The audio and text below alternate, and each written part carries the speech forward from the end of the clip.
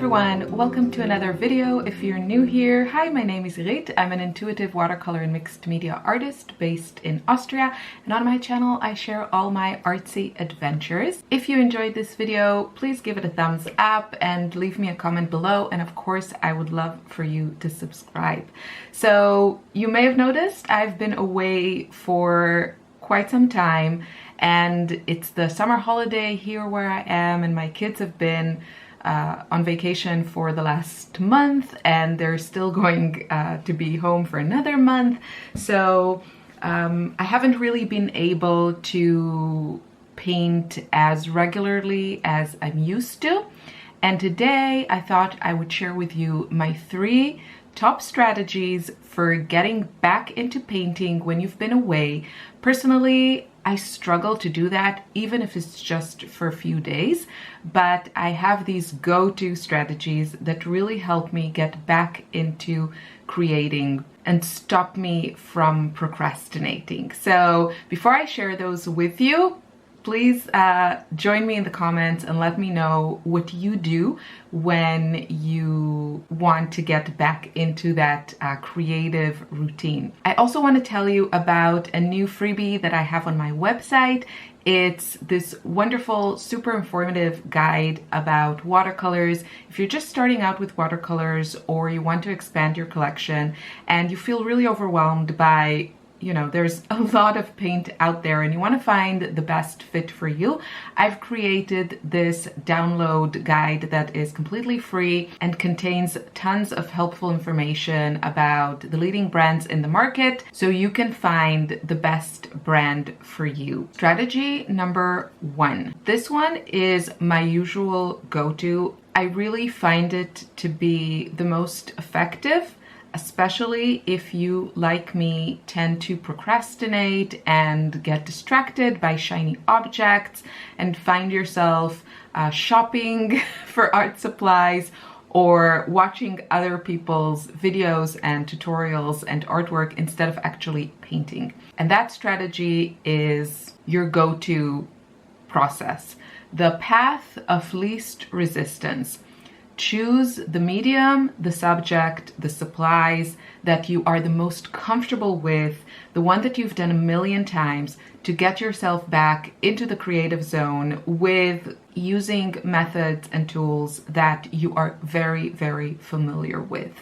Sometimes trying new things can feel overwhelming, or it can feel just challenging. And so when you want to get back into painting, one of the ways that I like to do that is, you know, grab my watercolor palette, grab my favorite paper, grab my pastels, and start painting a subject in a composition that I'm very, very familiar with. Strategy number 2 is pick one of your favorite artists and copy one of their paintings. Now, obviously, this is only for your own practice, and, you know, I don't recommend that you sell this or anything like that, but this can really help you feel inspired, and it kind of takes away a lot of those decisions that you have to make, a lot of those questions that you have to make, because you're just trying to copy someone else. You don't have to use the same medium. You can see here I'm copying one of my favorite pieces from one of my favorite artists. This is by Matisse,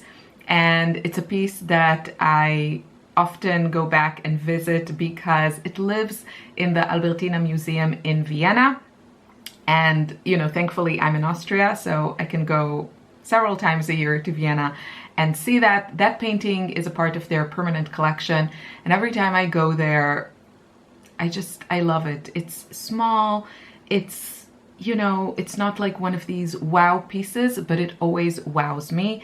And as someone who is very color-led, color is like probably the most important thing for me in my artwork and in other people's artwork. This piece just speaks to me. Now, this definitely was challenging, especially since I was using gouache, because I've recently really been intrigued and interested in painting more with this medium.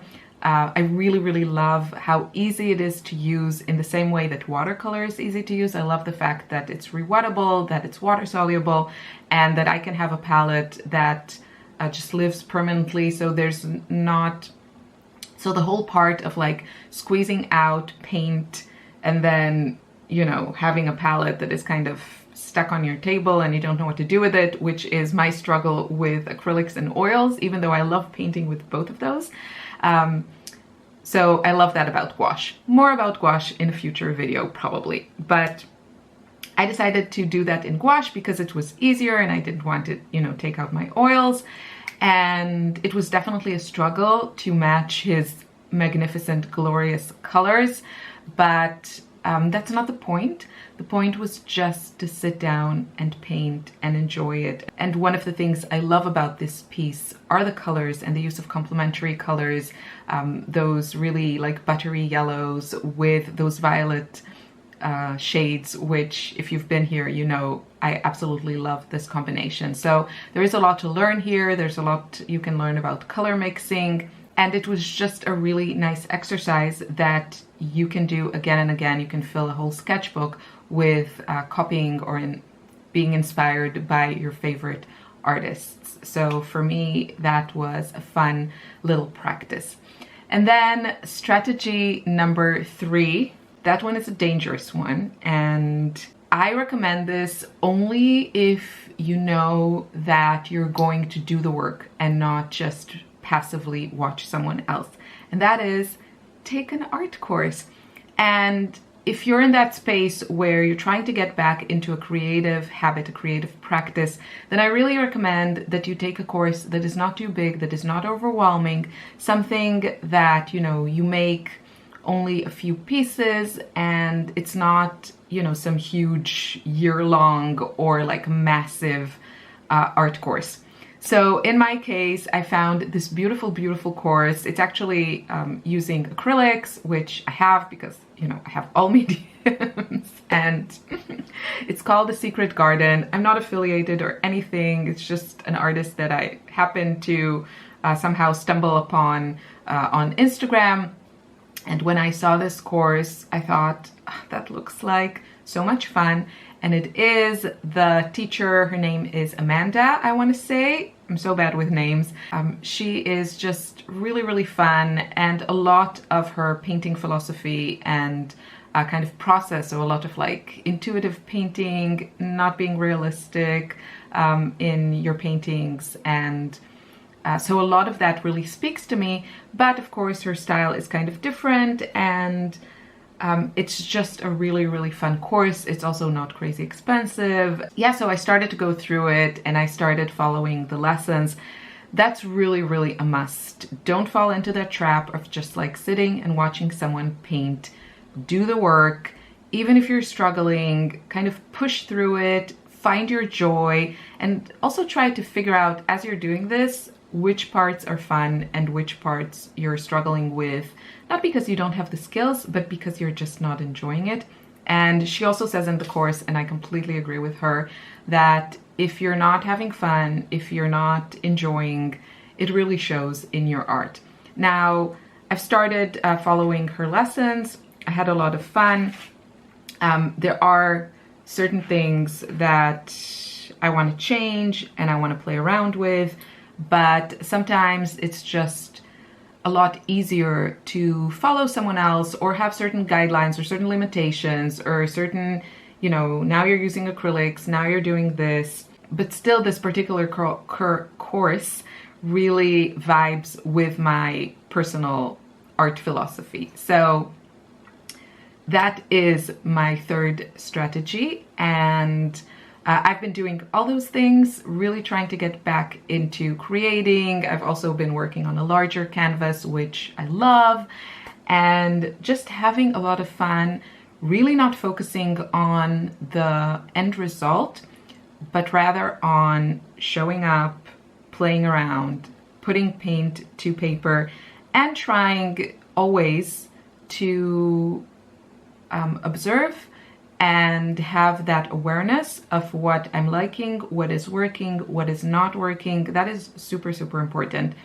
And trying to be true to my own style and my own color preferences. And speaking of color, I definitely want to share with you something that has been, I don't want to say a breakthrough, but given me a new point of view and a new hope for my personal struggles with kind of using color in my artwork. Stay tuned for that in a future video. And yeah, if you're here just for those strategies, then I hope you enjoyed the video. Thank you so much for watching, and I'll see you again in another video. If you're also interested in just what's been going on in my life, then grab a cup of coffee and I'll just tell you what I've been up to. So in July, it's actually been a really busy month, all good things, but if you're like me, you know, you always want to be painting and I really haven't been able to do that, but I have been able to be very, very inspired and travel a bit. So the summer vacation started with some of my family members coming to visit me here in Austria, and I showed them around Graz, which is the nearby town, and then we also spent a few days in beautiful Vienna and hit all the museums, and it was just glorious. I treated myself to a yearly kind of membership for my favorite museum, the Albertina Museum in Vienna. If you're in Vienna and you love Impressionists and you only have time for one museum, go to the Albertina. Its permanent collection is beautiful. It's called From Monet to Picasso, and it has all the greats, and it's just a that museum is exactly the size that I enjoy a museum, which means you can see all of it in a couple of hours and not feel like exhausted, and also feel like inspired and, you know, happy and accomplished because you saw the whole museum. So that's just me. You know, when I go somewhere like, you know, the British Museum or the Louvre or something like this, sorry for my French watchers or people that speak French if I butchered that, but you know, those museums are like insane and you can't see everything. So I really love those smaller sizes. And yeah, so we went to the Albertina, and then we went to the Albertina Modern, which is also included in that membership. And they have currently a beautiful exhibition by a Japanese artist, and it was just the cutest and most inspiring exhibition, and I really, really enjoyed it. I don't remember his name, so hopefully I can put it on the screen or something, but it was a really, really fun one. And then we also went to the Belvedere Palace, which also houses a museum in it, and that one has some Klimt pieces that are just beautiful. The most famous is the Kiss, which is, you know, it's one of these pieces. I mean, people come to that museum to see that piece, and sometimes when you do that, you know, you have such high expectations, and sometimes it kind of lets you down, but that piece really delivers. It is glorious, it is breathtakingly beautiful, and that room has a few more beautiful, beautiful Klimt pieces, so highly recommend that. Then from there, I went with my husband to our first couples vacation since our daughter was born, just 14 years ago. And we went to Madrid in Spain, and it was glorious. And we went to kind of the most famous museums there, walked around a lot, ate some really great food. Yeah, so more art, more inspiration. The city is just beautiful. I can't believe I haven't been to Spain in my 40-something years on this planet. I definitely got a taste for it, and I want to go back for more. Hopefully I can do that sometime in the future, but that was beautiful.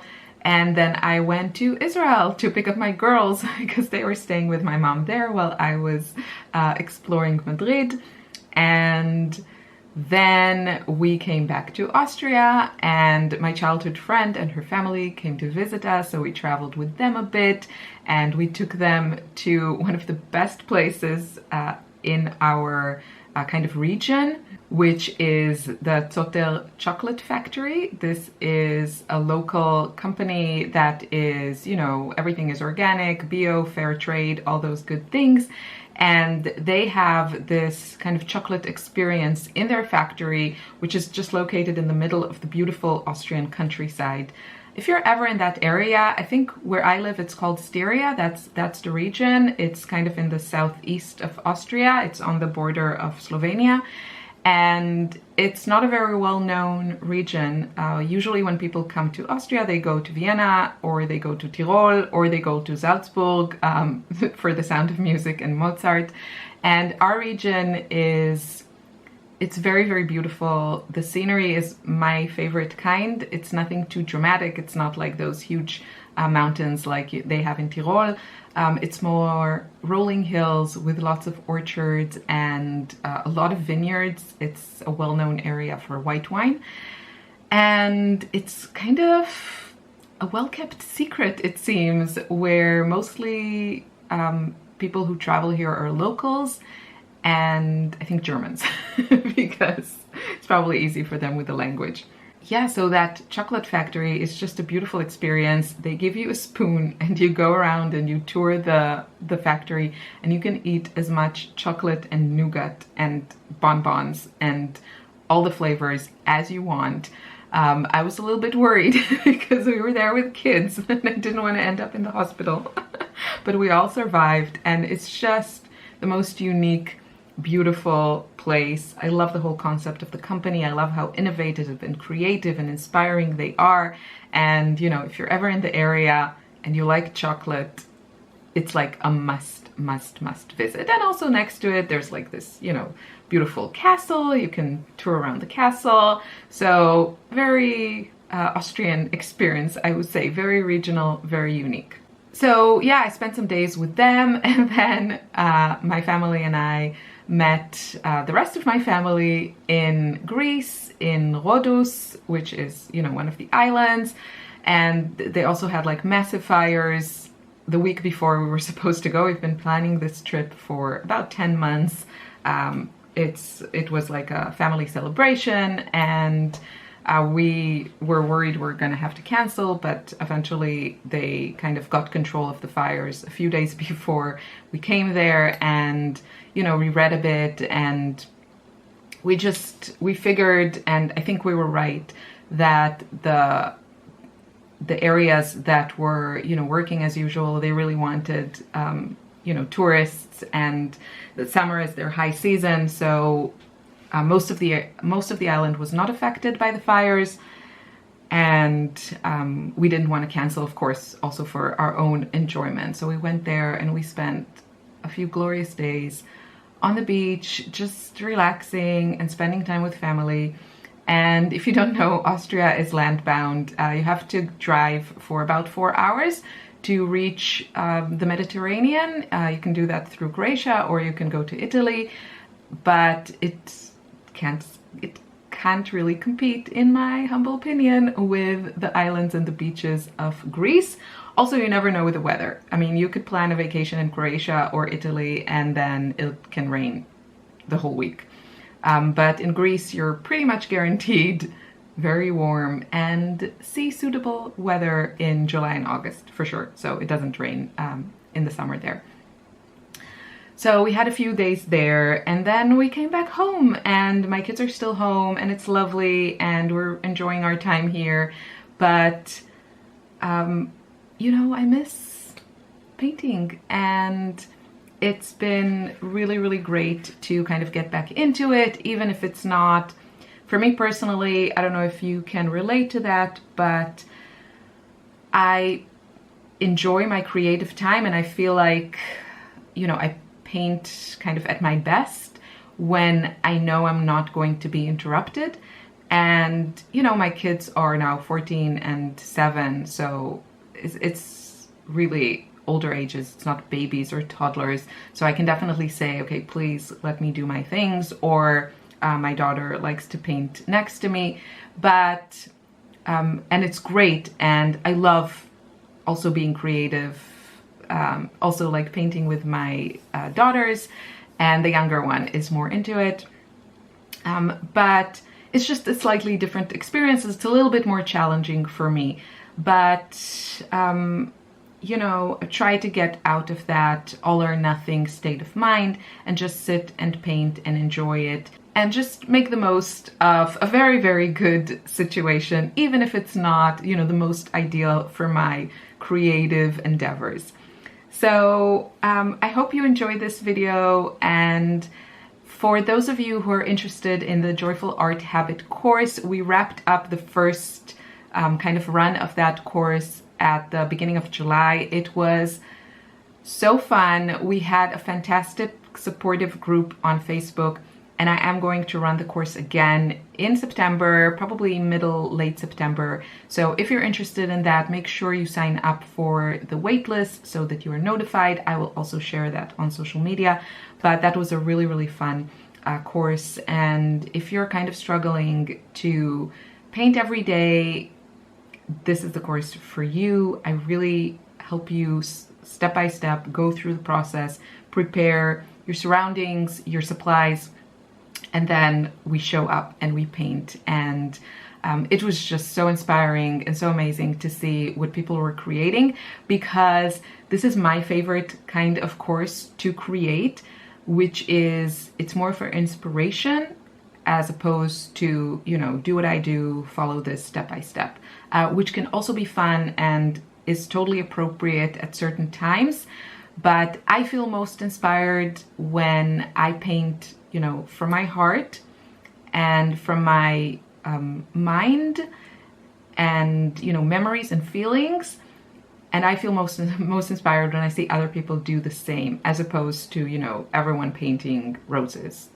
For example, I love roses, but that's just where, you know, I really blossom and kind of get most excited when I see people really creating things that are authentic to them.